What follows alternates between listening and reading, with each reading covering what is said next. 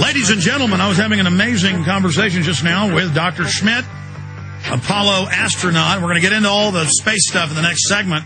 And I brought up to him Eco-Science, Population, Resources, and Environment by John P. Holdren, the White House science czar, the guy that wants global warming taxes and to terraform the Earth with particula to save us. I mean, this is wild stuff. I mean, here's the Wall Street Journal saying they want to chemtrail us. I mean, it's just, it's crazy.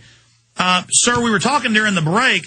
What do you liken this to? This saying, drug the water supply, sterilize the men and women. He says in this book, take all the children at birth and raise them in communal commune buildings, like communist China tried, but it failed. You say you're aware of some of this. They admit in this book they want to use global warming taxes as a cover for their communism. Well, I think that there are individuals, Holdren apparently among them, who, and a very large number, who have taken the environment, shall we say, captured the environmental movement and turned it into what previously was considered a communist movement. And that's just something that people of common sense are going to have to continue to counter and wake up enough so that they take control of their government again.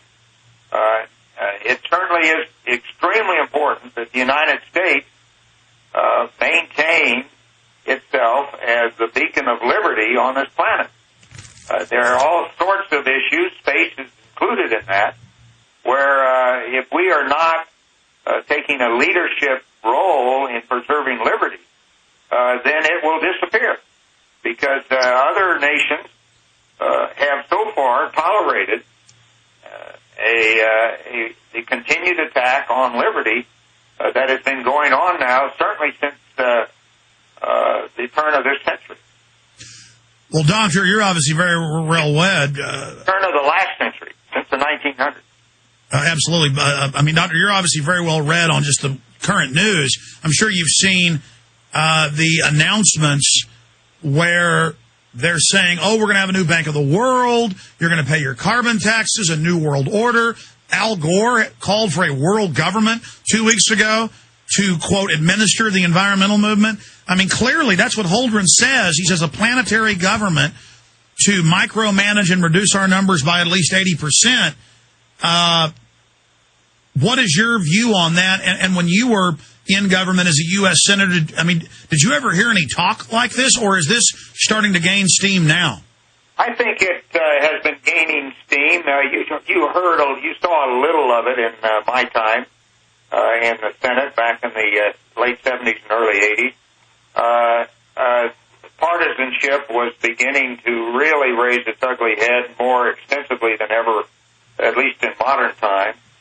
But it has clearly taken off in recent decades. I think primarily because of the capture of the government school system by the opponents of liberty. And that is, I think, the fundamental reason why we are today. Now, does that mean that common sense has totally disappeared from the American people due to the education and the elementary and secondary school system? I don't think so, because you still see, particularly in current surveys, a great deal of common sense reappearing. But on the other hand, that has to be sufficient to take back control of the government.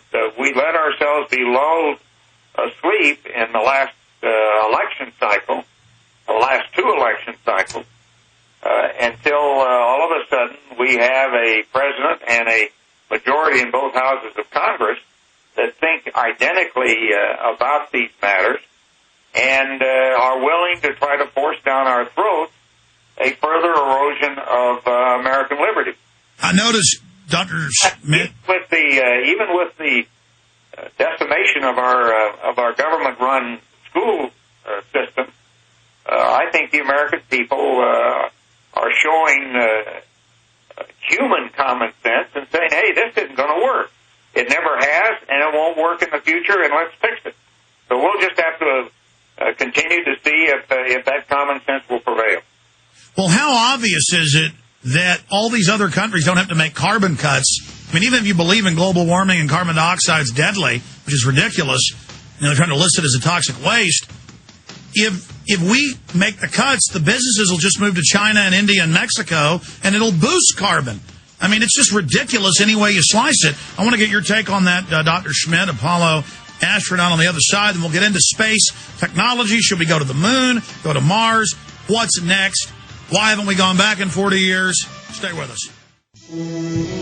The New World Order beast is genetically modifying your food, mixing vegetables with animals, and now experimenting with viruses. Without a long-term food solution, you will have just two options: starve, or surrender. All canned food supplies will eventually run out. What then? Grow your own healthy food and feed your family forever. SurvivalistSeeds.com is now the nation's largest bulk heirloom seed company. And it's owned by a real patriot, Big John Lipscomb. You can now have an infinite amount of healthy vegetables like a watermelon, a bundle of carrots, or tomatoes for a little more than a penny each. SurvivalistSeeds.com. And now you can go into business with Big John at SurvivalistSeeds.com by becoming an affiliate. See his link at SurvivalistSeeds.com.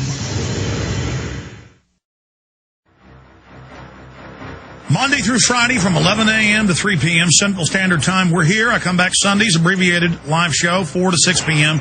Central Standard Time. And parts of the show are re-aired on XM Radio and a lot of other AM and FM affiliates across the country. We're very thankful to all those great affiliates out there. We're talking to Harrison Schmitt, or Jack Smith. He's an American geologist, former NASA astronaut, university professor, and former U.S. senator.